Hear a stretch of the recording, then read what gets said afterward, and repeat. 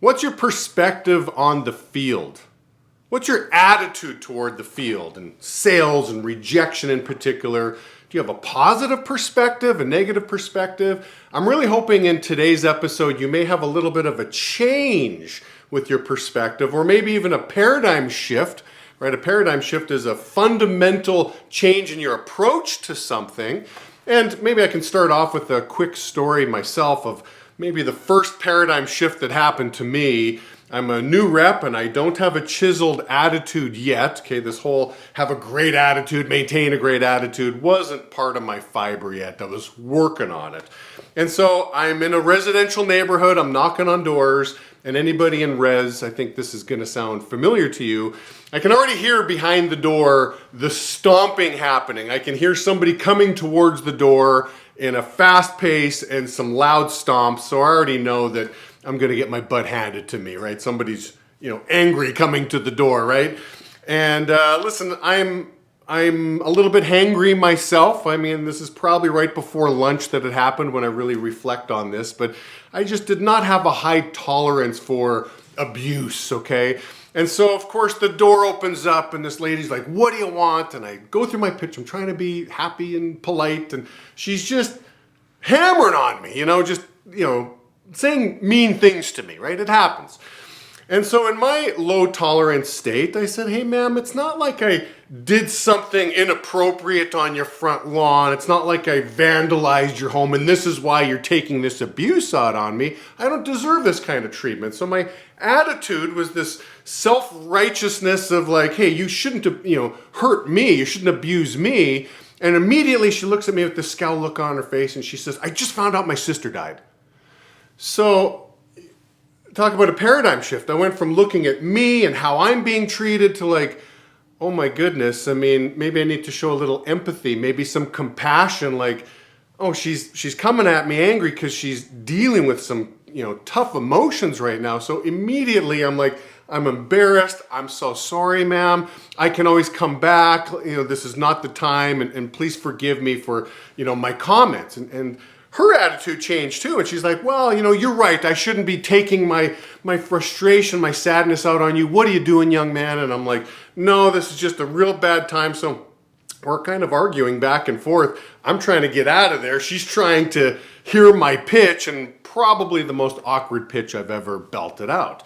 But total paradigm shift for me. And I think I learned through that process. People that are mean only hurt people, right? Somebody who's feeling really good about themselves, they don't come across lashing at other people. So I learned that, and I had a paradigm shift, a different perspective on, mean people, so to speak. So that's what we're going to talk about here today is really perspective. And my goal is that you've got a good, healthy perspective on the field. I think a great place to start is to talk about the power of perspective, the power of your attitude and how you look at things. And so years ago, I heard Tony Robbins, talk about two brothers. He interviewed two brothers. One went on to be super successful in business and family, kids, everything, great life. The other brother grew up and ended up in jail, a long-term sentence in jail. So Tony wanted to know, why is it that you believe you ended up where you're at? And he was shocked to hear that both brothers gave the exact same answer. And their answer was, well, take a look at my upbringing, take a look at my dad. What other option did I have? And so dad happened to be a criminal. Dad happened to be in jail himself for a long period of time. So, one brother looked at it like, well, I'm just following the footsteps of my old man. What other option did I have? The other brother's like, man, I don't want to end up where my dad is. I'm going to do things completely opposite. Again, the set of glasses that you're wearing, how you look at things is super important. And Tony really made that point. Two people looking at the exact same situation with completely different glasses. Something I've heard a good amount over the years, okay? I've got a reputation of being a hard worker, okay? I like that. I like the Kobe Bryant work ethic. I like working hard to be successful. I really believe it's a necessary ingredient. You can't avoid it. I hate the statement of work smart, not hard. I'm like, ooh, I don't buy into that. I'm like, work smart and hard. But I've heard often over the years, I've had people come in to resign because, listen, I expect long hours. I expect people to work hard. I've had people come in and say, Jamie, I don't think I can do this anymore. I'm like, oh, really? How come? Like, well, listen, my family's really important to me. That's why I need to leave. And I'm like, your family's really important. What does your family have to do with it? Well, I'm working too long, too hard. And again, my family's important to me. I want to see them more often, so I need to find something else. And I scratch my head because my perspective is, well, my family's important to me. My family's super important to me, which is why I work hard. I want to provide and I want to give them a great life. So again, you can look at the exact same situation with two completely different sets of goggles on here and have a completely different approach. So perspective is important. Back to the question, what's your perspective toward the field? How do you look at the field? What's your attitude toward the field? And my personal story, if you were to ask me in the beginning stages of my career, what was your perspective, Jamie? My first answer would have been, man, the field, it's tough. All the rejection, the abuse from certain customers, the long hours, the heat sometimes in the field, or the cold weather, or, if you're in retail, standing all day long in Walmart, it's tough. And then that perspective changed to, I became a little more tolerant. I'm like, well, the field is a means to an end, right? It serves a purpose because it's got a big picture attached to it. And so that quite wasn't where I needed it to go. Then it changed again. I remember hearing this and I adopted this perspective where the field is designed to weed out the people that lack the mental stamina to run a business. And I really hung on to that perspective. I'm like, ooh, I like that. The field is designed to weed out those that lack the mental stamina. And then that's changed as well too. I don't think that's necessarily true. So my current perspective, and I've had this for years, and I think this is part of the reason why there's growth happening is this perspective. Really, I've got two different ways of looking at the field that I want to share with you. Twofold perspective. Okay, number one, think of the rich experience that the field has to offer that you can't get in a textbook. I mean, I've thought for years, man, we should be charging people. Forget about paying people to go in the field. We should be charging people to go into the field because of the rich experience. Think of the people skills that you're getting as a rep in the field. You talk to 50 to 100 people every day for 3-4 months. You are going to become great at reading people, talking to people, being persuasive.